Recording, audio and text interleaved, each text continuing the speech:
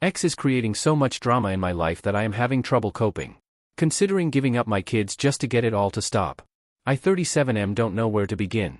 I was married for 13 years. Have 2 small children 4 and 6. And after being divorced I am now remarried to a wonderful woman, Donna. My ex 42F will not stop harassing me. I have to communicate with her for the kids. But it is so contentious that the court finally ordered all communication go through an online site, and I had to change my phone number and move. It was that bad. I had my kids this weekend. Things went great and I went and saw my family. No incidents, we had a great time. Then I got this email. Jill and Marvin report that they were in a traffic accident with you this weekend, in the truck. They both report that the loud, obscene exchange between their father and the ABC towing driver scared them. They both report that they were bitten by Greg's dog, Murphy, during their visit at your folks' house this weekend. This is the second dog they have both reported biting them. I have also posted their reports that they have been bitten by a large dog named Betsy, at your in-laws' house. They have traumatic memories of metal being scraped out of your leg.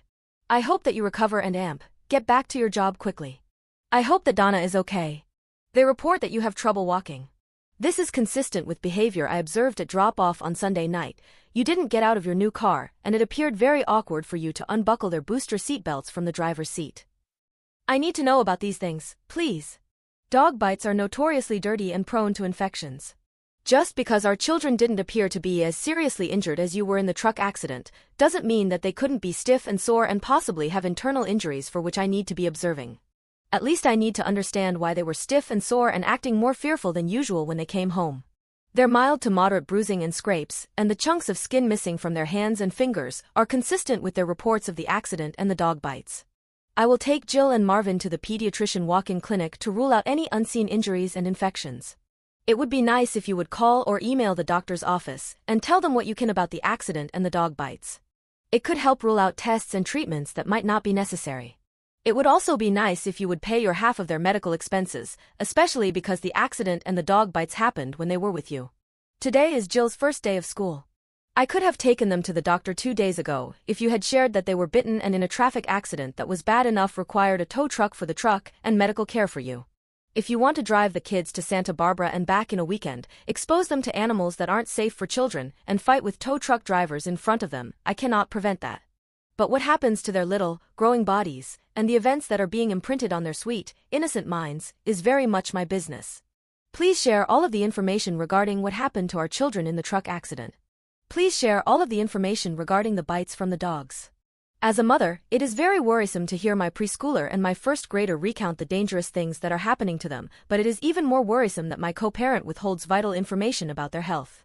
Jill and Marvin deserve to know that their parents are working together to take care of them. Thank you. I don't even know where to begin. The dog that was there had no teeth, didn't bite them, and couldn't have even if it wanted to. My in-law's dog is dead. I was never in an accident. There was no tow truck. All of this is false. I can't even find a shred of a real event that could have gotten twisted.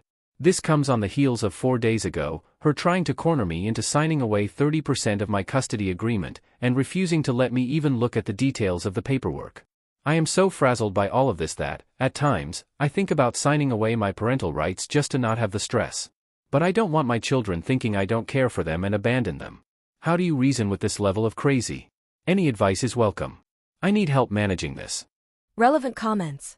If you're willing to tell random armchair psychologists on Reddit you're considering signing away your children, chances are good she has picked up on that and is indeed doing whatever she can to make that happen. Get thee to an attorney as soon as humanly possible. Fight for your children. One day, they will know what you did, or what you didn't do. Update. I was looking in my profile and saw my post in this subreddit from 7 years ago, as my ex was causing so much chaos that I was doubting everything. I took everything to heart and implemented several things right away. I became a gray rock, and started documenting my ass off. I consulted my lawyers, and they said they advised several steps. The first of which was a 730 evaluation. This is an evaluation done by a psychologist. That process took a really long time as the 730 evaluator got very sick halfway through. That took 10 months. At the end the report essentially read, Mom is volatile and disorganized and that Dad's home would be a more stable home for the children. However, there is hope that Mom is starting to improve, so if things are still bad in 1 year it would be appropriate to change custody to Dad. This was a tough pill to swallow. Things were not better, and the chaos was just intermittent. So we just kept documenting and doing our thing. Eventually, we started getting a lot of emails from teachers that Jill in particular was often not bathed, never had her homework done, didn't have school supplies, and that she was falling way behind in her studies. We applied for a trial to review custody and asked for primary custody to be swapped to us. That was at the end of 2019, and trial was set for May 2020. So as you can imagine, once COVID hit, everything got delayed. There was a large amount of events in 2020. COVID shut down. Donna and I had a child, Rebecca. And then my ex started denying visitation to Jill and Marvin. Every 2 weeks I would go down, wait in front of the house. No kids would emerge. Sometimes I would have the police come, not to force anything, but to get the documentation in terms of a case number. This went on for 4 months, before I was able to start getting visitation again. Eventually, the trial was set for summer of 2021 and went for 3 days, and I had over 500 pages of documentation. Day 1 was entirely testimony from the co-parenting therapist we had been seeing for 5 years. She testified that my ex was the most difficult client she had ever worked with in her career, that my ex never followed a single agreement in session, and that she was a pathological liar. Last day of testimony was my ex, where she was caught lying on the stand, and was presented with evidence that she had been secretly taking the children to a medical professional for 2 years that I had explicitly not agreed to. So starting in August 2021, the judge ordered the kids come live with me, primary custody, and limiting my ex to 4 days a month. It's now been 3 years. When Jill was in 5th grade she had a 26% in math, and a 40% in English. For the last 3 years, she has maintained a 4.0 every single year, and will be starting high school in honors geometry, honors English, and AP biology. Marvin has also been doing well also and just finished his first year of middle school with a 4.0 GPA, and is loving his coding and robotics elective. They have new clothes, and have learned new skills and responsibilities. Donna has been crucial in setting up patterns to help with success in school. Their rooms are both immaculate, and they are the ones doing it with very little direction from us. They are happy and finally involved in activities and sports. Our little Rebecca adores them both, and I will often find all 3 of them cuddled up together as one of the older 2 reads a book to her. Jill made the decision recently to stop going on visits to her mom. The chaos and drama started being directed at her, along with lack of food, clothes that fit, etc. Marvin is still going for visits, and we are encouraging that as long as he is feeling safe there. All in all, things are going so well and the kids are doing incredible.